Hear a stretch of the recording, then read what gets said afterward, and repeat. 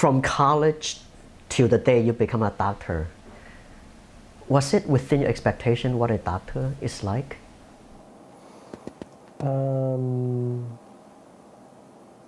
I think so. I think so. I think that perhaps what I did not anticipate is the degree of responsibility. I mean, we always think that physicians have a lot of responsibility, but physicians are human, and humans are bound to make mistakes. Of course. And medical errors do occur, and we live with the consequences of our mistake. We try to certainly minimize those mistakes as much as possible. But I think any physician who's been in practice for 10, 20 years, mistakes are unavoidable. They live on in your psyche.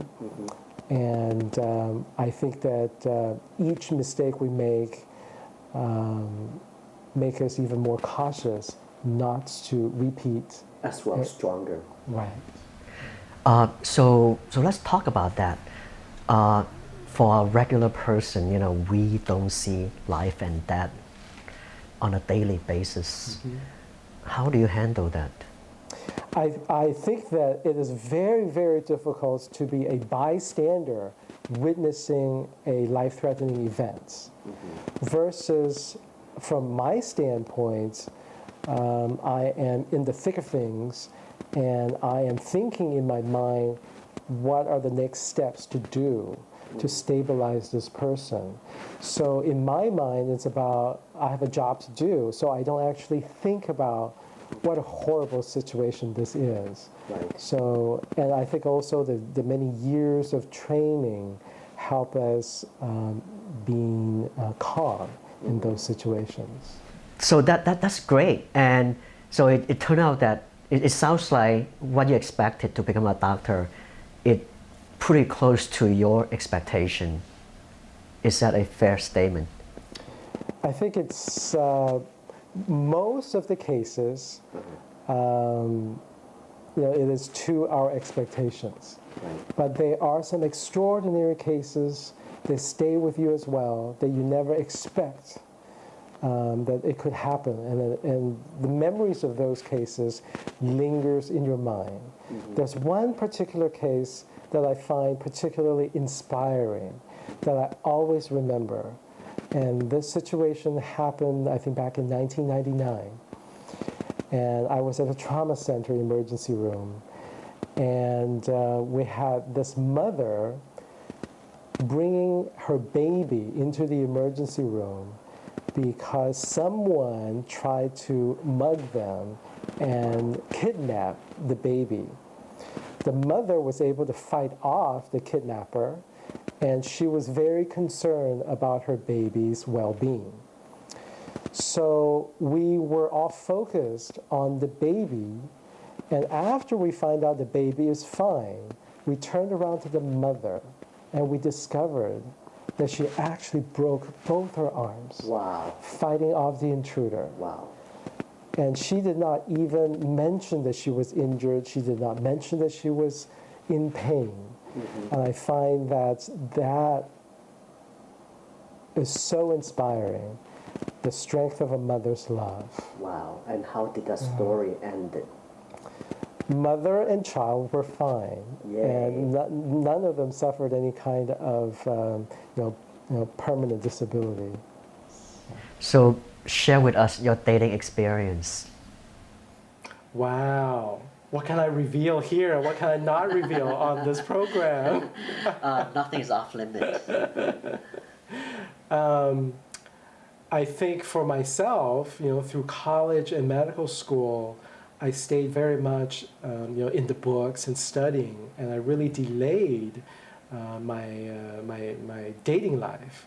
So after finishing residency and starting my real job, I actually have a lot of time to look around and start dating and kind of develop more the private part of me. Right. And I would say that the first 2 years was perhaps catching up on all the lost parties that I missed. And Were you able to? definitely coming to San Francisco in the Bay Area, Right. meeting new friends, and definitely, the Bay Area is a very good place to be for me. So now outside of, work, what turns you on? I love food in particular, and I also appreciate art as well. Well, so, Bay Area is really a perfect area to have good food. Not just the Bay Area, I think that internationally I've had great food as well in New York and Paris. I think that certainly the lifestyle of a physician allows us to travel quite a bit and see the world and enjoy that part of the world. Now, this is the aspect that inspire many people wanting to become a doctor. Having a good life. There is light at the end of the tunnel. I see. The training is minimum of 12 years, Right. but there is definitely delayed gratification, and the gratification is tremendous.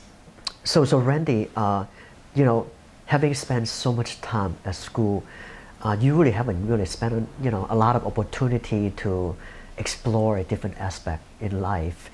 And then once you become a doctor, people look up to you. How do you adjust to that? I think Because in that a sense that you haven't really experienced a It's lot of true. things in life. it's true. I think that's why sometimes people trust older physicians because they've had the life experiences, because they have gone through some of the pains in life, and they have developed that empathy. I must say that perhaps in the first few years on the job, I was not as empathetic because of my lack of life experiences that I've gained in the last few years.